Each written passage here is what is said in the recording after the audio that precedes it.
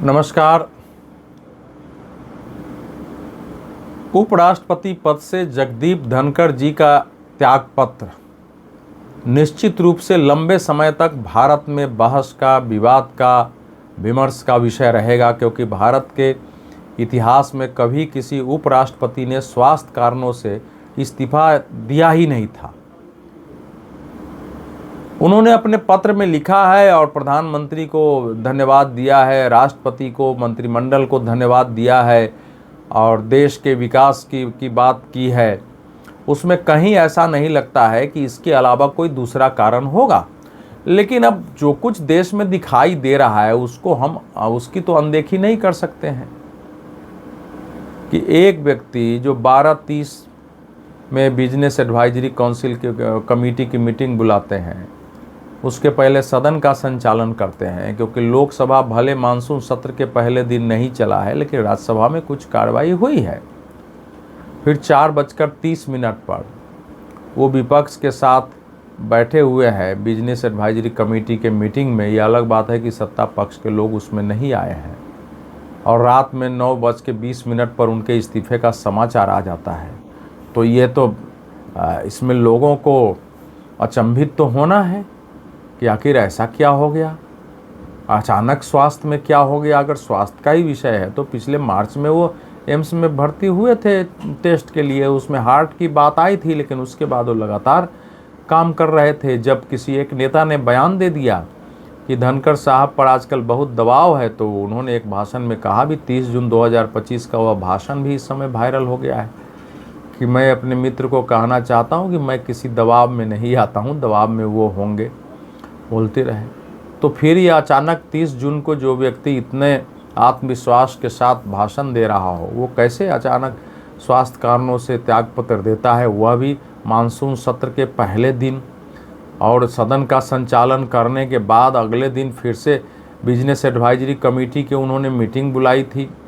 उनके कार्यक्रम भी कुछ आ गए थे कि राजस्थान में 23 से उनका प्रवास है। ये पीआईबी की प्रेस रिलीज भी आ गई थी। तो जाहिर है अब जो कुछ है वो अटकलें हैं और अटकलों पर जाने से सच्चाई को जान सकना थोड़ा कठिन होता है। लेकिन ये इतना तय है कि ये सामान्य घटना नहीं है। भारतीय जनता पार्टी के लिए अगर कुछ लोग मान रहे हैं कि ये तो एक बड़े राजनीतिक संकट का कारण हो जाएगा या कोई बवंडर खड़ा हो जाएगा या अंदर ही अंदर कोई बहुत संकट चल रहा है जिसमें उन्होंने अपने को इस्तीफा दिया है, तो ये उनकी मानसिक उपज हो सकती है, इसमें सच्चाई नहीं है।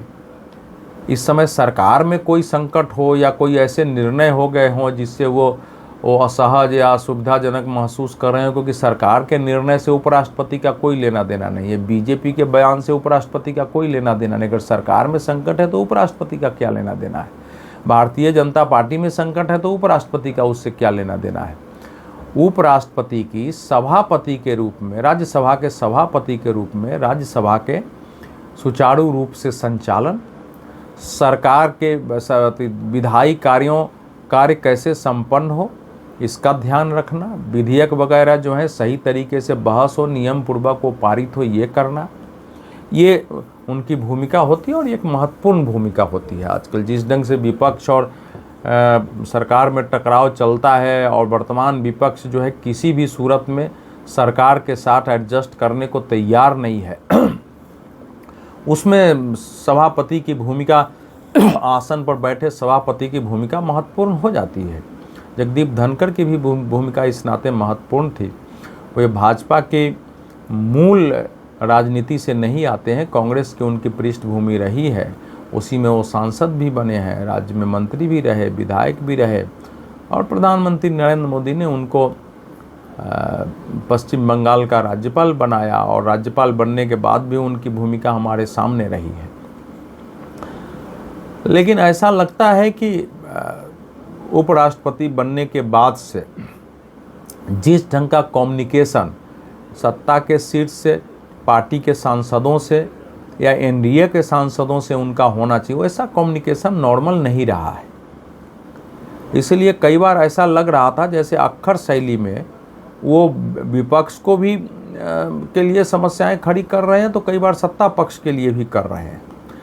लेकिन इसको हम कहेंगे कि ये कोई निष्पक्षता का विषय था, ऐसा नहीं है।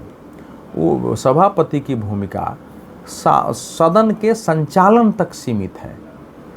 सरकार के इशू का उत्तर देना सरकार का काम है, सरकार की आलोचना का उत्तर सरकार देगी। अगर देश की न्यायपालिका सरकार के विरुद्ध कोई टिप्पणी करती है तो उसका उत्तर देना सरकार का काम होता है। उपराष्ट्रपति की भूमिका इसमें या सदन के सभापति की नहीं होती है। अगर उपराष्ट्रपति पर हो, सदन को लेकर कोई टिप्पणी हो तो उसके बारे में उनकी भूमिका हो जाती है। ऐसा लग रहा था जिस ढंग से वो सदन का संचालन कर रहे थे वो भारतीय जनता पार्टी के आम समर्थकों और कार्यकर्ताओं को बड़ा अच्छा लगता था, क्योंकि वो विपक्ष को एक सदन आसन पर बैठने वाले हेडमास्टर की तरह डांटते थे। विपक्ष के बारे में एक से एक ऑर्डर उन्होंने पास कर दिया है। मल्लिकार्जुन खड़गे कांग्रेस के अध्यक्ष हैं, राज्यसभा में विपक्ष के नेता हैं, उनको उन्होंने कह दिया कि खड़गे जी सुनिए सुनिए खड़गे ji, I know you want to destabilize our country and I can't become a part of your destabilization program। अब ये है कि आप देश को अस्थिर करना चाहते हैं, देश में उथल पुथल पैदा करना चाहते हैं, आसन पर बैठे हुए ये ऐसी टिप्पणी है, निंदाजनक टिप्पणी है किसी विपक्ष के नेता के विरुद्ध। इस समय कांग्रेस पार्टी या विपक्ष जगदीप धनखड़ के प्रति जो सहानुभूति और सम्मान का भाव प्रकट कर रही है वो भी अचंभित करने वाला है। आप देखेंगे कि इसी सदन में कई बार सरकार से ज़्यादा मोर्चेबंदी और टकराव विपक्ष का सभापति के साथ हुआ है। सभापति को बहुत कुछ कहा गया है जो कि आज तक सदन में नहीं कहा गया। उनके विरुद्ध अविश्वास प्रस्ताव लाने की भी बात विपक्ष ने की, कुछ सांसदों के सुना हस्ताक्षर भी हो गए थे। महिला सांसदों ने जया भादुरी के साथ जो उनकी बहस हुई उसके बाद महिला सांसदों जिसमें सोनिया गांधी भी शामिल थी, सबने मोर्चा बना लिया इनके विरुद्ध कि ये क्षमा मांगे पहले हमसे, ये महिलाओं का अपमान है। ऐसे बहुत सारी बातें हुई है और वो बता रहा था कि विपक्ष जो है इस उपराष्ट्रपति के रूप में जगदीप धनखड़ से काफ़ी असहज है, इनके विरुद्ध है।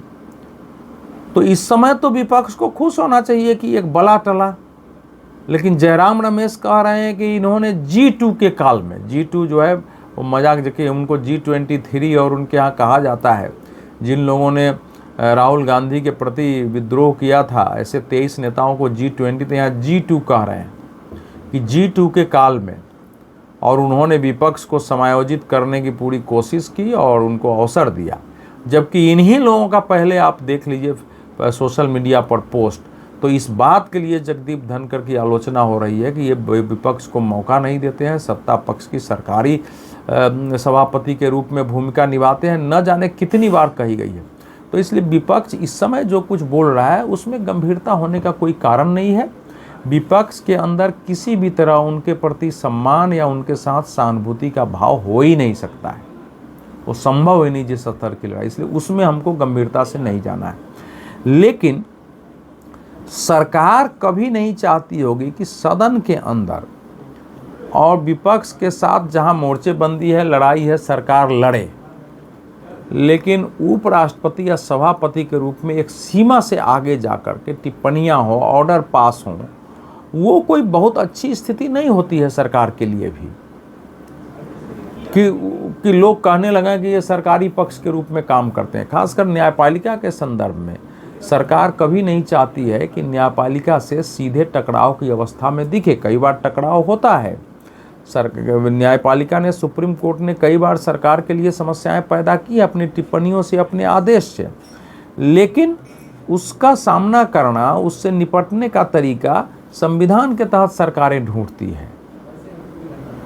उपराष्ट्रपति न्यायपालिका पर जिस ढंग से टिप्पणी करते थे, मुझे नहीं लगता है कि सरकार को बहुत वो अच्छा लगा होगा शीर्ष नेतृत्व को, क्योंकि वो अगर न्यायपालिका से टकराव हो गया तो बहुत सारी समस्याएं पैदा होती हैं आगे, और टकराव किसी भी देश के हित में नहीं है, सरकार के लिए समस्या हो सकती है। हमने नरसिंह राव के समय ये स्थिति देखी थी जब जब टकराव होता है तो फिर उससे देश को दिक्कत होती है, सरकार के सामने समस्या पैदा होती है। इसलिए अच्छा है कि जुडिशियरी अपना काम करें। अगर जुडिशियरी सरकार के विरुद्ध कोई मत देती है तो आपके पास रिव्यू का, आपके पास अपील करने का अधिकार होता है। सरकार उस रूप में अपील करती है, जो मानने लायक है मानी जाती है। लेकिन मुझे लगता है कि जो शीर्ष नेतृत्व है उन्होंने अवश्य जगदीप धनखड़ साहब को बीच बीच में कहा होगा कि इतना होने की आवश्यकता नहीं है, और लेकिन वो अक्खर हैं और सदन के संचालन में मानते कई बार वो ऐसी टिप्पणी कर जाते थे जो दिक्कत होती थी उससे। अभी जस्टिस यशवंत वर्मा का मामला इस समय गरमाया हुआ है और विपक्ष ये चाहता है कि इसके हीरो हम बन जाएं, उनके इम्पीचमेंट का। लोकसभा में 150 सांसदों के हस्ताक्षर से महाभियोग प्रस्ताव आया है, जिसमें भाजपा के भी सांसद हैं, विपक्ष के भी हैं, लेकिन राज्यसभा में जो 63 सांसदों का आया है उसमें सत्ता पक्ष के किसी का हस्ताक्षर नहीं है। और जब वो आया है और मल्लिकार्जुन खड़गे ने वो कहा कि हम लोगों ने लिख के दिया है, उसके बाद जगदीप धनखड़ साहब का एक भाषण है और उस भाषण में वो कह रहे हैं कि जब लोकसभा राज्यसभा दोनों में प्रस्ताव आता है तो राज्यसभा के अपने नियम है, उसके अनुसार ये काम करती है और सभापति को ये विशेषाधिकार है कि वो इस पर क्या निर्णय ले। ठीक है, सभापति का विशेषाधिकार हो सकता है, वो वोटिंग हो नहीं हो, वो चाहे तो उसको स्वीकृत घोषित कर दे महाभियोग को।